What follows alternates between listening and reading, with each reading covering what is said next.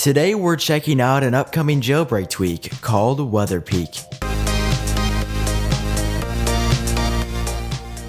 So this is WeatherPeek. It's an upcoming jailbreak tweak for iOS 8 that allows you to quickly and easily glance at your weather. And you can view WeatherPeek in one of three places, or all three of these places, on your iPhone here.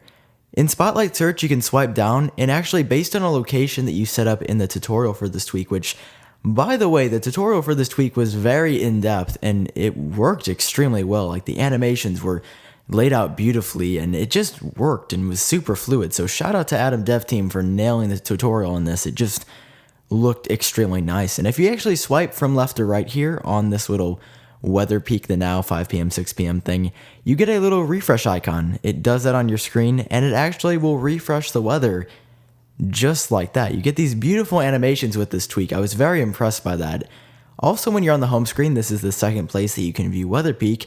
Swiping from left to right on the screen is going to reveal WeatherPeek right here, just like that. Also looked extremely nice if you ask me. And the third and final place that you can use WeatherPeek on your device is going to be on the lock screen. Now, as you can see right here, the normal option for the layout of WeatherPeek on the lock screen isn't really working here on my iPhone 6 right now. It looks like there's a bug where it's not laid out properly or something along the lines of that. Like I said, I'm sure it's a bug and it will be fixed very quickly after release, or maybe even before then. But if we do head over to WeatherPeek's preference panel, we have some options to configure, and we're going to skip over the first couple for just a moment, but we'll be back to those. There's an option for minimal, to view WeatherPeek in a more minimal way on the lock screen. So when we do head back to the lock screen now, you can see it looks much nicer. It looks like the now 5 p.m. and 6 p.m. text is still slightly cut off. Once again, I'm sure this is just an iPhone 6 kind of issue, an iPhone 6 Plus kind of issue, but compared to the previous layout, I still think this one looks much nicer than before. Let's take a look at some other options that we have to configure with WeatherPeek.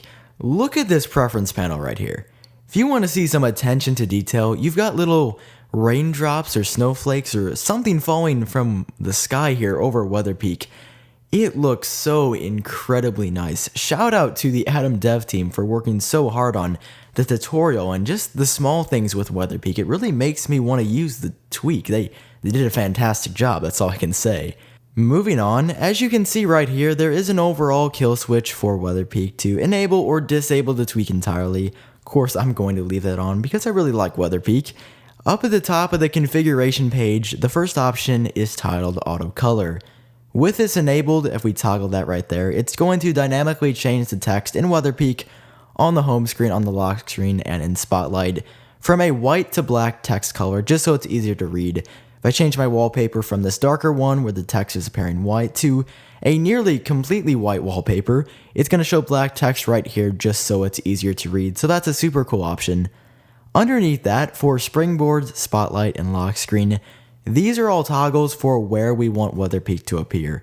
If we don't want it to appear on the springboard, disable that, and when we swipe from left to right, nothing is going to happen on the lock screen, or rather the springboard. Of course, the same is true for Spotlight and Lock Screen. If we disable it there, WeatherPeek isn't going to show up in any of those places. Skipping over the lock screen options, as we've already covered those, we've got something called refresh. It looks like this is just going to enable an auto refresh function for WeatherPeek. We can have it set for every hour, 2 hour, so on and so forth, in hour increments all the way up to 12 hours, and then we also have a 24-hour function. So I guess if we have this auto refresh enabled, it's only going to update the weather info in a 24-hour increment if you have that selected, or every hour on the hour if you have auto refresh enabled. I assume by default it's just manual refresh. That's what it's looking like based on that option. And moving on to the final option for WeatherPeek, we have use Celsius. Having this disabled is going to show Fahrenheit temperatures, where of course having that toggle turned to on is going to display Celsius temperatures. And that is pretty much all you guys need to know about WeatherPeek. It is a beautiful tweak to say the least. As I mentioned earlier, everything from the tutorial to the preference panel was just extremely nice. I mean, the whole setup process made me feel like I was opening a present at Christmas time or something. I just thoroughly enjoyed setting up this tweak, and I think, like I said, it looks beautiful as well.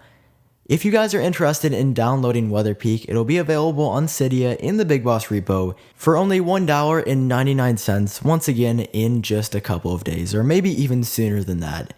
If you want to be notified when it is released, make sure you follow me on Twitter at iUpdateOS, because I will be sharing with you guys pretty much as soon as it comes out when you can go ahead and download WeatherPeek. If you enjoyed watching this video, feel free to hit that like button down below, and for more coverage on future Cydia tweaks, make sure you hit that subscribe button as well. This has been Sam with iUpdateOS. Hope you guys had a great day, and I will talk to you in the next one.